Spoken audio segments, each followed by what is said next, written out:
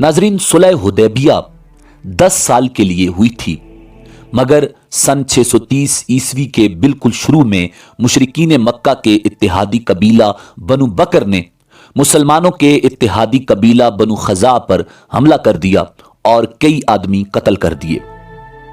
उस दौरान मक्का के मुशरिक कुरैश ने चेहरे पर नकाब डालकर बनु बकर की मदद भी की, मगर ये बात राज न रह सकी। ये सुलह हुदैबिया का इख्तिताम था। मुसलमान उस वक्त तक बहुत ताकतवर हो चुके थे। अबू सुफियान ने भांप लिया कि अब मुसलमान इस बात का बदला लेंगे, इसलिए उसने सुलह को जारी रखने की कोशिश के तौर पर मदीना का दौरा किया। अबू सुफियान अपनी बेटी हजरत उम्मे हबीबा रजी अल्लाह ताला अन्हा के घर पहुंचा, जो इस्लाम ले आई थी और जनाबे रसूलुल्लाह सल्लल्लाहु अलैहि वसल्लम की जोजा थी।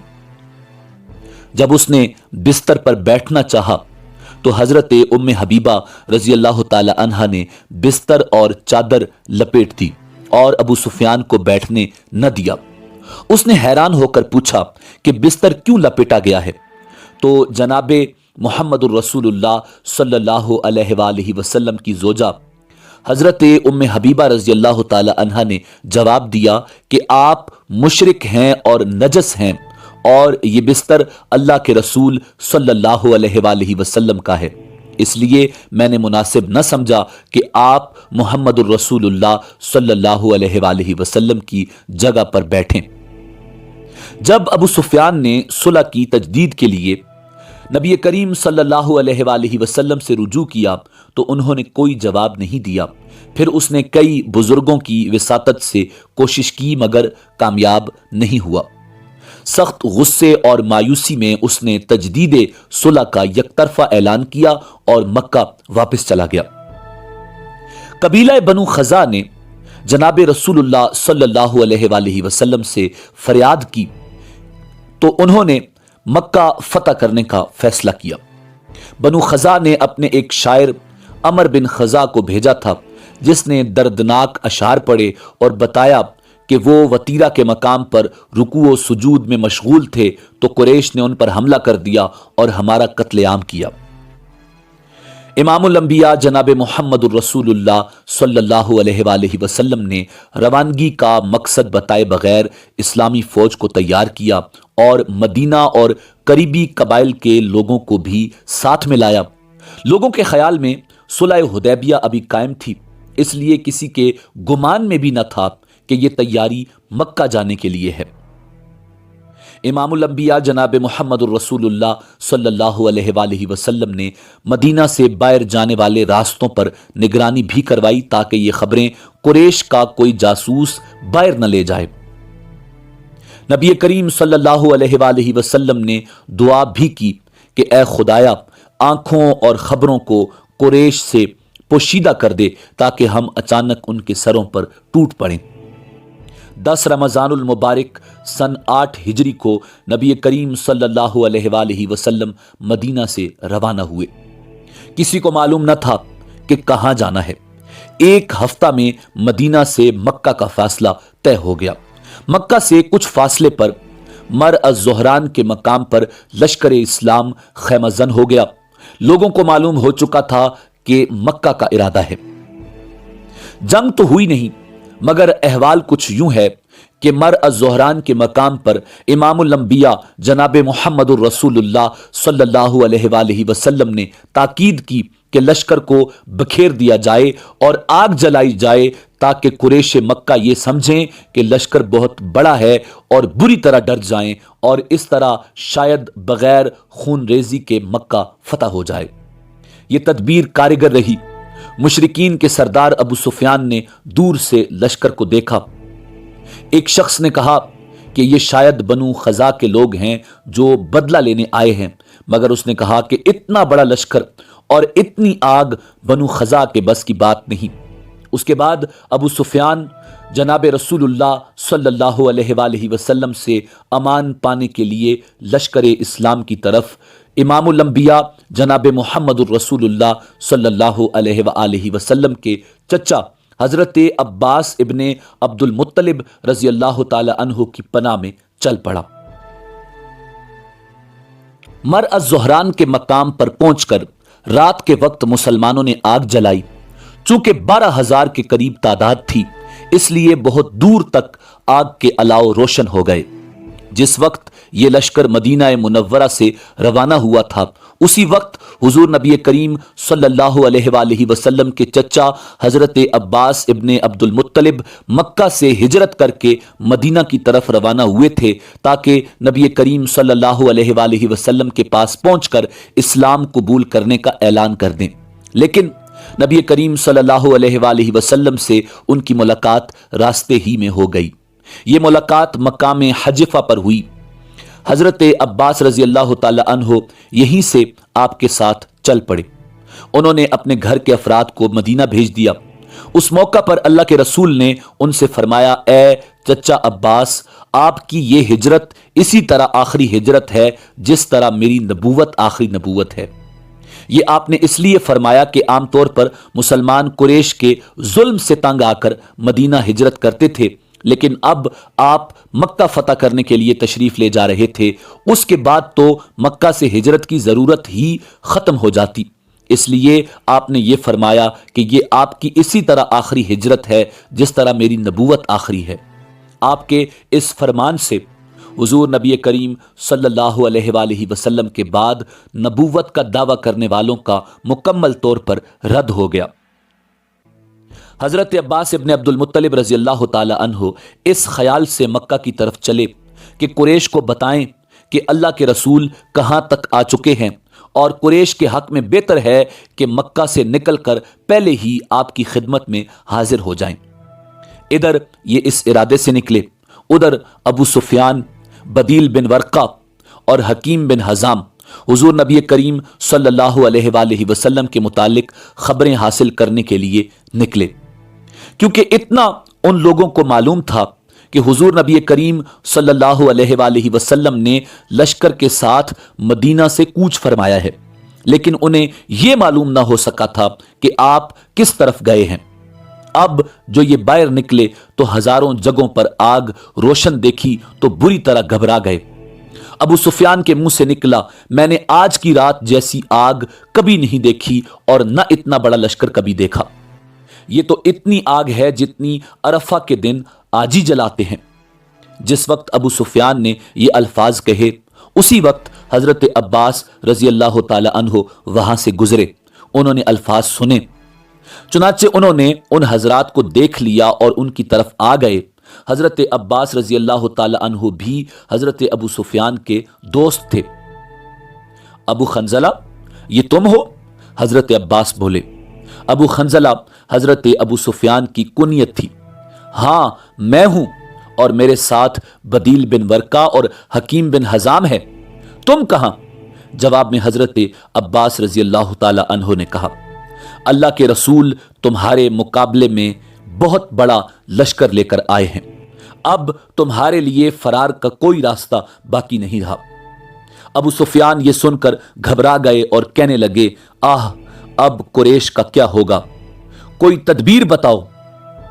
ये सुनकर हजरत अब्बास इब्ने अब्दुल मुत्तलिब रजी अल्लाह ताला अन्हु ने कहा, अल्लाह की कसम, अगर हुजूर नबी करीम सल्लल्लाहु अलैहि वसल्लम ने तुम पर काबू पा लिया तो तुम्हारा सर कलम करा देंगे।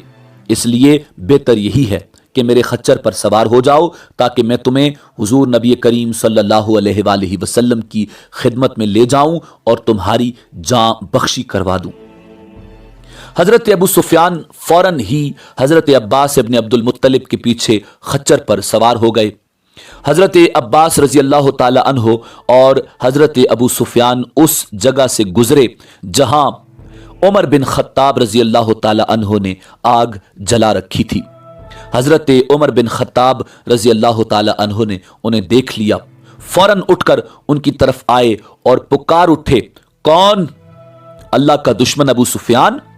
ये कहते ही हजरत उमर नबी करीम सल्लल्लाहु अलैहि वसल्लम की तरफ दौड़ पड़े। ये देखकर हजरत अब्बास ने भी खच्चर को एड़ लगा दी और हजरत उमर से पहले नबी करीम की खिदमत में पहुंच गए। फिर जल्दी से खच्चर से उतरकर खैमे में दाखिल हुए। उनके फौरन बाद हजरत उमर रजी अल्लाह ताला अन्हु भी खैमे में दाखिल हो गए اور بول اٹھے، یا رسول اللہ، یہ دشمن خدا ابو سفیان ہے، اللہ نے اس پر بغیر کسی معاہدے کے ہمیں قابو عطا فرمایا ہے، لہٰذا مجھے اجازت دیجیے کہ میں اس کی گردن اڑا دوں۔ مگر حضرت عباس ابن عبد المطلب رضی اللہ تعالی عنہ نے فرمایا، اے اللہ کے رسول، میں ابو سفیان کو پناہ دے چکا ہوں۔ اب یہ منظر تھا کہ ایک طرف حضرت عمر بن خطاب رضی اللہ تعالی عنہ ننگی تلوار لیے کھڑے ہیں کہ ادھر حکم ہو ادھر ابو سفیان کا سر قلم کر دوں، دوسری طرف حضرت عباس ابن عبد المطلب کہہ رہے ہیں، اللہ کی قسم آج رات میرے علاوہ کوئی شخص ابو سفیان کی جان بچانے کی کوشش کرنے والا نہیں ہے۔ آخر نبی رحمت صلی اللہ علیہ وآلہ وسلم نے ارشاد فرمایا، عباس، ابو سفیان کو اپنے خیمے میں لے جاؤ اور کل اسے میرے پاس لے آنا۔ فجر کی آذان ہوئی تو لوگ تیزی سے نماز کی طرف لپکنے لگے۔ ابو سفیان لشکر میں ہلچل دیکھ کر گھبرا گئے۔ انہوں نے حضرت عباس سے پوچھا، ابو الفضل، یہ کیا ہو رہا ہے؟ حضرت عباس نے بتایا، لوگ نماز کے لیے جا رہے ہیں۔ حضرت ابو سفیان دراصل اس خیال سے گھبرا گئے تھے کہ کہیں ان کے بارے میں کوئی حکم نہ دیا گیا ہو۔ پھر انہوں نے دیکھا لوگ رسول اللہ صلی اللہ علیہ وآلہ وسلم کے وضو کا پانی جمع کر رہے ہیں۔ پھر انہوں نے دیکھا اللہ کے رسول رکوع کرتے ہیں تو سب لوگ بھی آپ کے ساتھ رکوع کرتے ہیں، اور آپ سجدہ کرتے ہیں تو لوگ بھی سجدہ کرتے ہیں۔ نماز کے بعد انہوں نے حضرت عباس ابن عبد المطلب رضی اللہ تعالی عنہ سے کہا، اے عباس، رسول اللہ صلی اللہ علیہ وآلہ وسلم جو بھی حکم دیتے ہیں لوگ فوراً اس کی تعمیل کرتے ہیں۔ جواب میں حضرت عباس بولے، ہاں، اگر نبی کریم لوگوں کو کھانے پینے سے روک دیں تو یہ اس پر بھی عمل کریں گے۔ اس پر ابو سفیان بولے، میں نے زندگی میں ان جیسا بادشاہ نہیں دیکھا، نہ کسرا ایسا ہے، نہ کیسر، اور نہ ہی بنی الظفر کا بادشاہ۔ یہ سن کر حضرت عباس نے فرمایا، ابو سفیان، یہ بادشاہت نہیں نبوت ہے۔ پھر حضرت عباس انہیں لے کر حضور نبی کریم صلی اللہ علیہ وآلہ وسلم کی خدمت میں آئے۔ آپ نے ابو سفیان کو دیکھ کر فرمایا، ابو سفیان، افسوس ہے، کیا ابھی وہ وقت نہیں آیا کہ تم لا الہ الا اللہ کی گواہی دو؟ ابو سفیان فوراً بولے، میں گواہی دیتا ہوں کہ اللہ کے سوا کوئی معبود نہیں اور آپ اللہ کے رسول ہیں۔ ان کے ساتھ بدیل بن ورقہ اور حکیم بن حزام بھی ایمان لے آئے۔ یہ لوگ واپس نہیں گئے تھے، کہیں رک کر حالات کا انتظار کرنے لگے تھے۔ اس کے بعد ابو سفیان رضی اللہ تعالی عنہ نے عرض کیا، اے اللہ کے رسول، لوگوں میں امان اور جاں بخشی کا اعلان کرا دیجئے۔ آپ نے ارشاد فرمایا، ہاں، جس نے ہاتھ روک لیا یعنی ہتھیار نہ اٹھایا اسے امان ہے، اور جس نے اپنے گھر کا دروازہ بند کر لیا اسے امان ہے، اور جو شخص تمہارے یعنی ابو سفیان کے گھر میں آ جائے گا اسے بھی امان ہے، اور جو شخص حکیم بن حزام کے گھر میں داخل ہو جائے گا اسے بھی امان ہے۔ ساتھ ہی آپ نے حضرت ابو ردیحہ رضی اللہ تعالی عنہ کو ایک پرچم دے کر فرمایا، جو شخص ابو ردیحہ کے پرچم کے نیچے آ جائے گا اسے بھی امان ہے۔ پھر آپ نے ابو سفیان، حکیم بن حزام اور بدیل بن ورقہ کے بارے میں ہدایت فرمائی کہ ان تینوں کو وادی کے تنگ حصے کے پاس روک لو تاکہ جب اللہ کا لشکر وہاں سے گزرے تو وہ اس کو اچھی طرح دیکھ سکیں۔ حضرت عباس ابن عبد المطلب رضی اللہ تعالی عنہ نے ایسا ہی کیا۔ اس طرح تمام قبائل حضرت ابو سفیان کے سامنے سے گزرے۔ جو قبیلہ بھی ان کے سامنے سے گزرتا 3 مرتبہ نعرہ تکبیر بلند کرتا۔ اس عظیم لشکر کو دیکھ کر ابو سفیان بول اٹھے، اللہ کی قسم ابو الفضل، آج تمہارے بھتیجے کی مملکت بہت زبردست ہو چکی ہے۔ جواب میں حضرت عباس ابن عبد المطلب رضی اللہ تعالی عنہ نے فرمایا، ابو سفیان، یہ سلطنت اور حکومت نہیں بلکہ نبوت اور رسالت ہے۔ پھر جب نبی کریم صلی اللہ علیہ وآلہ وسلم لوگوں کے قریب پہنچے تو ابو سفیان نے بلند آواز میں کہا، اے گروہ قریش، یہ محمد صلی اللہ علیہ وآلہ وسلم اپنا عظیم الشان لشکر لے کر تمہارے سروں پر پہنچ گئے ہیں، اس لیے اب جو میرے گھر میں داخل ہو جائے گا اسے امان ہوگی۔ یہ سن کر قریش کہنے لگے، کیا تمہارا گھر ہم سب کے لیے کافی ہو جائے گا؟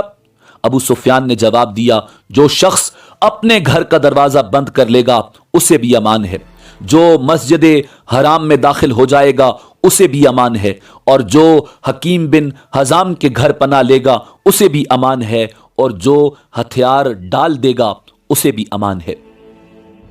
یہ سنتے ہی لوگ دوڑ پڑے اور جسے پناہ کی جو جگہ ملی وہ وہاں جا کر گھس گیا۔ اس طرح مکہ معظمہ جنگ کے بغیر فتح ہوا۔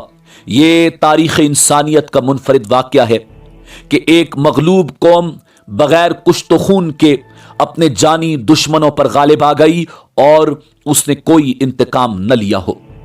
اس عام معافی کے اعلان کے باوجود 11 آدمی ایسے تھے جن کے بارے میں نبی کریم صلی اللہ علیہ وآلہ وسلم نے حکم فرمایا کہ انہیں قتل کر دیا جائے، یہاں تک کہ اگر ان میں سے کوئی خانہ کعبہ کا پردہ بھی پکڑ کر کھڑا ہو جائے اسے بھی قتل کیا جائے۔ ان میں عبداللہ بن ابی سرح بھی تھے۔ یہ حضرت عثمان رضی اللہ تعالی عنہ کے رضائی بھائی تھے۔ یہ بعد میں مسلمان ہو گئے تھے، اس لیے قتل نہیں کیے گئے۔ دوسرے اکرمہ بن ابو جہل تھے، یہ بھی بعد میں مسلمان ہو گئے تھے۔ غرض ان 11 میں سے زیادہ تر مسلمان ہو گئے تھے، اس لیے قتل ہونے سے بچ گئے۔ اس روز کچھ مشرکین نے مقابلہ کرنے کی بھی ٹھانی۔ ان میں صفوان بن امیہ، اکرمہ بن ابی جہل اور سہیل بن عمر شامل تھے۔ یہ لوگ اپنے ساتھیوں کے ساتھ خندمہ کے مقام پر جمع ہوئے۔ خندمہ مکہ کا ایک پہاڑ ہے۔ ان لوگوں کے مقابلے کے لیے نبی کریم نے حضرت خالد ابن ولید رضی اللہ تعالی عنہ کو بھیجا۔ اس مقابلے میں 28 کے قریب مشرک مارے گئے، باقی بھاگ گئے۔ آخر نبی کریم صلی اللہ علیہ وآلہ وسلم مکہ میں داخل ہوئے۔ آپ اس وقت اپنی اونٹنی قصوہ پر سوار تھے۔ آپ کے پیچھے حضرت اسامہ بن زید رضی اللہ تعالی عنہ بیٹھے تھے۔ آپ نے یمنی چادر کا ایک پلہ سر پر لپیٹ رکھا تھا اور عاجزی اور انکساری سے سر کو کجاوے پر رکھا ہوا تھا۔ اس وقت آپ فرما رہے تھے، اے اللہ، زندگی اور عیش صرف آخرت کا ہے۔ حضور نبی کریم صلی اللہ علیہ وآلہ وسلم خدا کے مقام سے مکہ میں داخل ہوئے۔ یہ مقام مکہ کی بالائی سمت میں ہے۔ مکہ میں داخل ہونے سے پہلے آپ نے غسل بھی فرمایا تھا۔ آپ نے شیب ابی طالب کے مقام پر قیام فرمایا۔ یہ وہی گھاٹی تھی جس میں قریش نے آپ کو 3 سال تک رہنے پر مجبور کیا تھا، اور وہ 3 سال مسلمانوں کے لیے انتہائی دکھ اور درد کے سال تھے۔ جب حضور نبی کریم صلی اللہ علیہ وآلہ وسلم شہر میں داخل ہوئے اور مکہ کے مکانات پر نظر پڑی تو اللہ کی حمد و ثنا بیان کی۔ مکہ میں حضور نبی کریم صلی اللہ علیہ وآلہ وسلم پیر کے دن داخل ہوئے۔ جب آپ نے مکہ سے ہجرت کی تھی وہ بھی پیر کا دن تھا۔ آخر حضور نبی کریم صلی اللہ علیہ وآلہ وسلم حرم میں داخل ہوئے۔ حضرت ابوبکر صدیق رضی اللہ تعالی عنہ آپ کے برابر چل رہے تھے اور آپ ان سے باتیں کر رہے تھے۔ پھر آپ بیت اللہ میں داخل ہوئے اور اپنی اونٹنی پر بیٹھے بیٹھے ہی کعبہ کے 7 طواف کیے۔ حضرت محمد بن مسلمہ رضی اللہ تعالی عنہ آپ کی اونٹنی کی موار پکڑے تھے۔ ان چکروں کے دوران آپ نے ہاتھ مبارک سے حجر اسود کا استعلام کیا، یعنی بوسہ دینے کا اشارہ کیا۔ اس وقت کعبہ میں 360 بت تھے۔ عرب کے ہر قبیلے کا بت الگ تھا۔ حضور نبی کریم صلی اللہ علیہ وآلہ وسلم کے ہاتھ میں اس وقت ایک لکڑی تھی جس سے ہر بت کو ہلاتے چلے گئے، بت منہ کے بل گرتے چلے گئے۔ اس وقت آپ سورہ بنی اسرائیل کی آیت نمبر 81 تلاوت فرما رہے تھے۔ حق آیا اور باطل گزر گیا، واقعی باطل چیز تو یوں ہی آنی جانی ہے۔ طواف کے دوران حضور نبی کریم صلی اللہ علیہ وآلہ وسلم حبل بت کے پاس پہنچے۔ قریش کو اس بت پر بہت فخر تھا، وہ اس کی عبادت بہت فخر سے کیا کرتے تھے۔ یہ قریش کے سب سے بڑے بتوں میں سے ایک تھا۔ آپ نے وہ لکڑی اس بت کی آنکھوں پر ماری، پھر آپ کے حکم پر بت کو ٹکڑے ٹکڑے کر دیا گیا۔ اس وقت حضرت زبیر بن عوام رضی اللہ تعالی عنہ نے حضرت ابو سفیان رضی اللہ تعالی عنہ سے کہا، اے ابو سفیان، حبل توڑ دیا گیا، تم اس پر فخر کیا کرتے تھے۔ یہ سن کر ابو سفیان بولے، اے ابن عوام، اب ان باتوں کا کیا فائدہ؟ پھر حضور نبی کریم صلی اللہ علیہ وآلہ وسلم مقام ابراہیم پر پہنچے۔ اس وقت یہ مقام خانہ کعبہ سے ملا ہوا تھا۔ اس کے بعد حضور نبی کریم صلی اللہ علیہ وآلہ وسلم نے شیر خدا علی المرتضی کرم اللہ وجہ الکریم سے فرمایا، علی، میرے کندھوں پر کھڑے ہو کر کعبہ کی چھت پر چڑھ جاؤ اور چھت پر بنی خزاع کا جو بت ہے اس پر چوٹ مارو۔ حضرت علی کرم اللہ وجہ الکریم نے حکم کی تعمیل کی اور چھت پر چڑھ کر بت کو ضرب لگائی۔ یہ آہنی سلاخوں سے نصب کیا گیا تھا، آخر اکھڑ گیا۔ حضرت علی کرم اللہ وجہ الکریم نے اس کو اٹھا کر نیچے پھینک دیا۔ اب حضور نبی کریم صلی اللہ علیہ وآلہ وسلم نے حکم فرمایا، بلال، عثمان بن ابی طلحہ سے کعبہ کی چابیاں لے آؤ۔ چابیاں آ گئیں تو دروازہ کھولا گیا اور حضور نبی کریم صلی اللہ علیہ وآلہ وسلم کعبہ میں داخل ہوئے۔ آپ صلی اللہ علیہ وآلہ وسلم نے اس سے پہلے حضرت عمر رضی اللہ تعالی عنہ کو حکم دیا تھا کہ کعبہ میں پہنچ کر وہاں بنی ہوئی تصاویر مٹا دیں۔ چنانچہ آپ کے اندر داخل ہونے سے پہلے ہی تصاویر مٹائی جا چکی تھیں، لیکن ان تصاویر میں ایک تصویر حضرت ابراہیم علیہ نبینا علیہ السلام کی بھی تھی۔ حضرت عمر نے اس کو نہیں مٹایا تھا۔ اس پر نظر پڑی تو حضور نے حضرت عمر رضی اللہ تعالی عنہ سے فرمایا، عمر، کیا میں نے تمہیں حکم نہیں دیا تھا کہ کعبہ میں کوئی تصویر باقی نہ چھوڑنا؟ اس موقع پر آپ نے یہ بھی ارشاد فرمایا، اللہ تعالیٰ ان لوگوں کو ہلاک کرے جو ایسی چیزوں کی تصاویر بناتے ہیں جنہیں وہ پیدا نہیں کر سکتے۔ اللہ تعالیٰ انہیں ہلاک کرے۔ وہ اچھی طرح جانتے ہیں کہ ابراہیم نہ یہودی تھے نہ نصرانی، بلکہ وہ پکے سچے مسلمان تھے۔ اس کے بعد اس تصویر کو بھی مٹا دیا گیا۔ پھر حضور نبی کریم صلی اللہ علیہ وآلہ وسلم نے وہاں دو ستونوں کے درمیان 2 رکعت نماز ادا فرمائی۔ جب آپ اور آپ کے ساتھی کعبہ کے اندر داخل ہوئے، اس وقت حضرت خالد بن ولید رضی اللہ تعالی عنہ پہرا دینے کے لیے دروازے پر کھڑے ہو گئے۔ وہ مزید لوگوں کو اندر داخل ہونے سے روکتے رہے۔ پھر حضور نبی کریم صلی اللہ علیہ وآلہ وسلم باہر تشریف لائے اور مقام ابراہیم پر پہنچے۔ مقام ابراہیم اس وقت خانہ کعبہ کے قریب تھا۔ آپ نے وہاں 2 رکعت نماز ادا فرمائی۔ اس کے بعد آب زمزم پیا اور وضو فرمایا۔ صحابہ اس وقت لپک لپک کر حضور نبی کریم صلی اللہ علیہ وآلہ وسلم کے وضو کا پانی لے کر اپنے چہروں پر ملنے لگے۔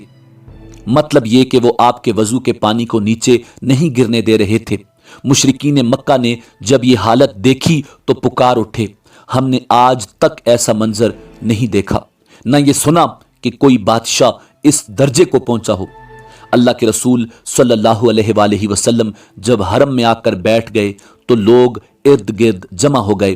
ایسے میں حضرت ابو بکر صدیق رضی اللہ تعالی عنہ اٹھ کر گئے اور اپنے والد ابو قحافہ رضی اللہ تعالی عنہ کا ہاتھ پکڑ کر انہیں لے آئے۔ ابو قحافہ بینائی کی وجہ سے دیکھ نہیں پا رہے تھے۔ ادھر جو ہی حضور نبی کریم صلی اللہ علیہ وآلہ وسلم کی نگاہ حضرت ابو قحافہ پر پڑی اور فرمایا، تم نے والد محترم کو گھر پر ہی کیوں نہ رہنے دیا؟ میں خود ان کے پاس چلا آتا۔ اس پر حضرت ابو بکر صدیق رضی اللہ تعالی عنہ نے عرض کیا، اللہ کے رسول، یہ اس بات کے زیادہ حقدار ہیں کہ خود چل کر آپ کے پاس آئیں۔ پھر حضرت ابو بکر صدیق رضی اللہ تعالی عنہ نے ابو قحافہ کو حضور نبی کریم صلی اللہ علیہ وآلہ وسلم کے سامنے بٹھا دیا۔ حضور نبی کریم صلی اللہ علیہ وآلہ وسلم نے اپنا دست مبارک ان کے سینے پر پھیرا اور فرمایا، مسلمان ہو کر عزت اور سلامتی کا راستہ اختیار کرو۔ وہ اسی وقت مسلمان ہو گئے۔ حضور نبی کریم صلی اللہ علیہ وآلہ وسلم نے فرمایا، ابو بکر تمہیں مبارک ہو، حضرت ابو بکر رضی اللہ تعالی عنہ بولے قسم ہے اس ذات کی جس نے آپ کو حق اور صداقت کے ساتھ ظاہر فرمایا، میرے والد ابو قحافہ کے اسلام کے مقابلے میں آپ کے چچا ابو طالب ایمان لے آتے تو میرے لیے زیادہ خوشی کی بات ہوتی۔ اس وقت حضرت ابو قحافہ رضی اللہ تعالی عنہ کے بال بڑھاپے کی وجہ سے بالکل سفید ہو چکے تھے۔ حضور نے ان سے فرمایا ان بالوں کو مہندی سے رنگ لو لیکن سیاہ خضاب نہ لگاؤ۔ مورخین نے لکھا ہے کہ سب سے پہلے حضرت ابراہیم علیہ السلام کو اپنے بالوں کی سفیدی کا احساس ہوا تھا۔ جب زیادہ عمر ہونے پر بال سفید ہونے لگے تو انہوں نے اللہ تعالیٰ سے عرض کیا، اے باری تعالیٰ یہ کیسی بدصورتی ہے جس سے میرا روپ بدنما ہو گیا ہے۔ اس پر اللہ تعالیٰ نے ارشاد فرمایا، یہ چہرے کا وقار ہے، اسلام کا نور ہے، میری عزت کی قسم، میرے جلال کی قسم، جس نے یہ گواہی دی کہ میرے سوا کوئی معبود نہیں اور یہ کہ میری خدائی میں کوئی شریک نہیں، اور اس کے بال بڑھاپے کی وجہ سے سفید ہو گئے تو قیامت کے دن مجھے اس بات سے حیا آئے گی کہ اس کے لیے میزان عدل قائم کروں یا اس کا نامہ اعمال سامنے لاؤں یا اسے عذاب دوں۔ اس پر حضرت ابراہیم علیہ السلام نے دعا کی، اے پروردگار عالم پھر تو اس سفیدی کو میرے لیے اور زیادہ کر دے۔ چنانچہ اس کے بعد ان کا سر برف کی طرح سفید ہو گیا۔ اس سے معلوم ہوا کہ بڑھاپے کی سفیدی اور خود بڑھاپا اللہ تعالیٰ کی بہت بڑی نعمت ہے اور مومن کے لیے عمر کی یہ منزل بھی شکر کا مقام ہے۔ حضرت ابوبکر صدیق رضی اللہ تعالی عنہ کے گھرانے کو یہ فضیلت بھی حاصل ہے کہ ان کا سارا گھرانہ ہی مسلمان ہوا، کوئی ایک فرد بھی نہ رہا جو مسلمان نہ ہوا ہو۔ اکرمہ بن ابو جہل ان 11 افراد میں سے ایک تھے جن کے قتل کا حکم حضور نے دیا تھا۔ اس حکم کی وجہ سے وہ وہاں سے چلے گئے تھے اور اسی حکم کی وجہ یہ تھی کہ انہوں نے اور ان کے باپ ابو جہل نے مسلمانوں کے ساتھ بہت زیادتیاں کی تھی۔ یہ حکم سنتے ہی اکرمہ یمن کی طرف بھاگ گئے تھے۔ اس وقت تک ان کی بیوی حضرت ام حکیم بن حارث مسلمان ہو چکی تھی۔ انہوں نے حضور نبی کریم صلی اللہ علیہ وآلہ وسلم سے حضرت اکرمہ کے لیے امان طلب کر لی اور ان کے تعاقب میں گئیں۔ حضرت اکرمہ بحری جہاز میں سوار ہو چکے تھے تاکہ کسی دوسرے ملک چلے جائیں۔ یہ بحری جہاز سے انہیں واپس لے آئیں اور ان سے کہا، میں تمہاری طرف سے اس شخصیت کے پاس سے آئی ہوں جو سب سے زیادہ رشتہ داریوں کا خیال کرنے والے اور سب سے بہترین انسان ہیں۔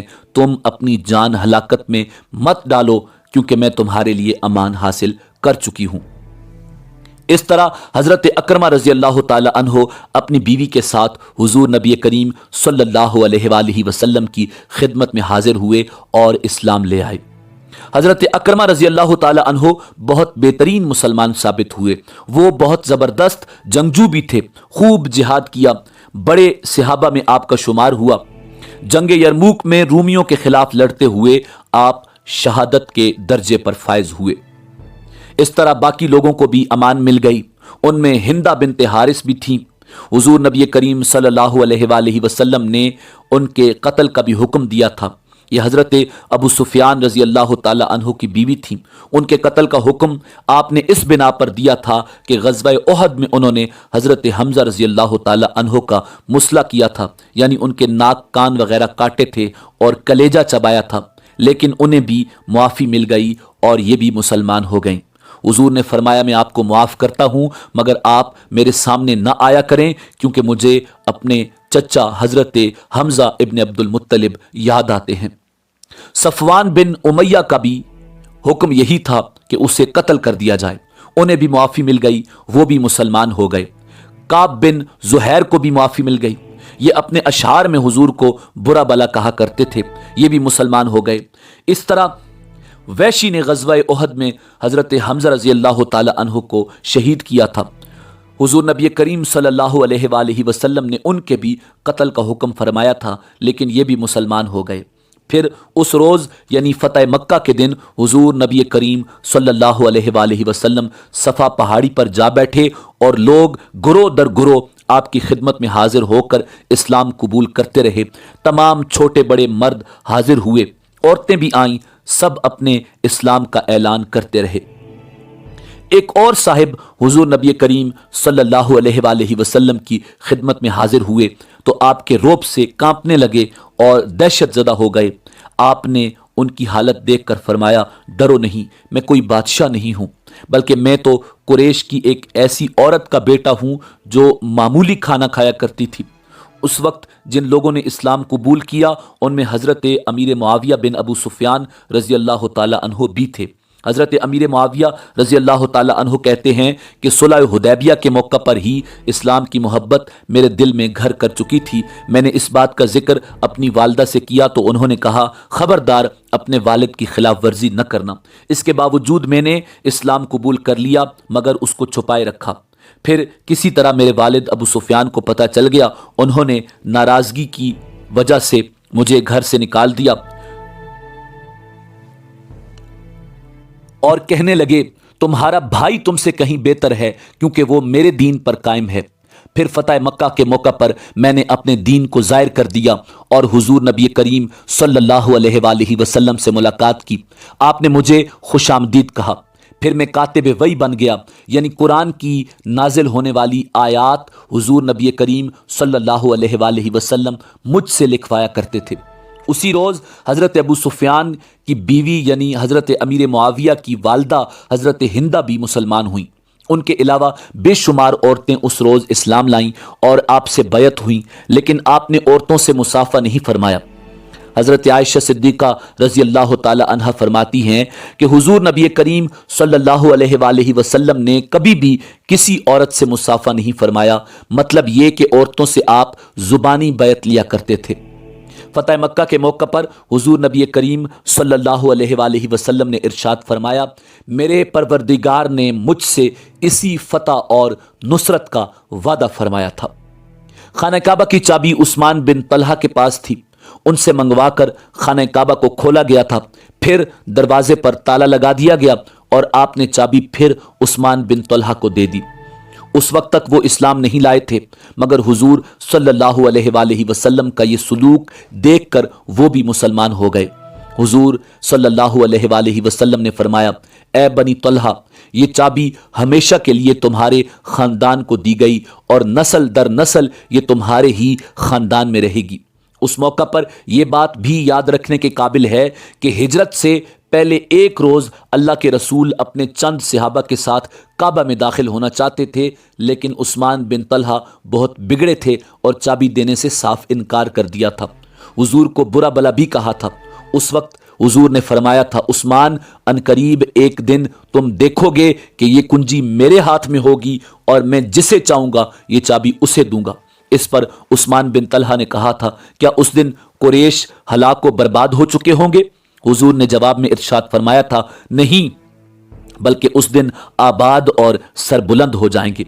حضرت عثمان بن طلحہ کو یہ تمام باتیں یاد آ گئیں جب آپ نے وہ چابی ان کے حوالے کی۔ آپ نے ارشاد فرمایا، عثمان، میں نے تم سے کہا تھا نا کہ ایک دن تم دیکھو گے یہ چابی میرے ہاتھ میں ہوگی اور میں جسے چاہوں گا یہ چابی اسے دوں گا۔ یہ سن کر عثمان بن ابی طلحہ نے کہا، میں گواہی دیتا ہوں کہ آپ اللہ کے رسول ہیں۔ پھر اس روز حضور نبی کریم صلی اللہ علیہ وآلہ وسلم نے حضرت بلال حبشی رضی اللہ تعالی عنہ کو حکم دیا کہ کعبہ کی چھت پر چڑھ کر آذان دیں۔ چنانچہ حضرت بلال رضی اللہ تعالی عنہ نے آذان دی۔ اس کے بعد حضور نبی کریم صلی اللہ علیہ وآلہ وسلم نے ارشاد فرمایا، جو شخص اللہ پر اور قیامت کے دن پر ایمان رکھتا ہے وہ اپنے گھر میں کوئی بت نہ چھوڑے، اس کو توڑ دے۔ لوگ بتوں کو توڑنے لگے۔ حضرت ابو سفیان رضی اللہ تعالی عنہ کی بیوی ہندہ جب مسلمان ہو گئیں تو اپنے گھر میں رکھے بت کی طرف بڑھیں اور لگیں اس کو ٹھوکریں مارنے، ساتھ ہی کہتی جاتی تھیں، ہم لوگ تیری وجہ سے بہت دھوکے اور غرور میں تھے۔ پھر رسول اللہ صلی اللہ علیہ وآلہ وسلم نے گرد و نواح میں بھی صحابہ کرام رضوان اللہ تعالی علیہم اجمعین کو بھیجا تاکہ ان علاقوں میں رکھے ہوئے بتوں کو توڑ دیا جائے۔ بعض علاقوں میں لوگوں نے باقاعدہ عبادت گاہیں بنا رکھی تھیں، ان میں بت رکھے گئے تھے۔ مشرکین ان بتوں کو اور عبادت خانوں کو بہت احترام کی نظر سے دیکھتے تھے، جتنا کہ کعبہ کا احترام کیا جاتا تھا۔ 2 دن میں جانور بھی قربان کرتے تھے۔ जिस तरह के काबा में किए जाते थे, हद ये कि उन इबादत खानों का तवाफ भी किया जाता था।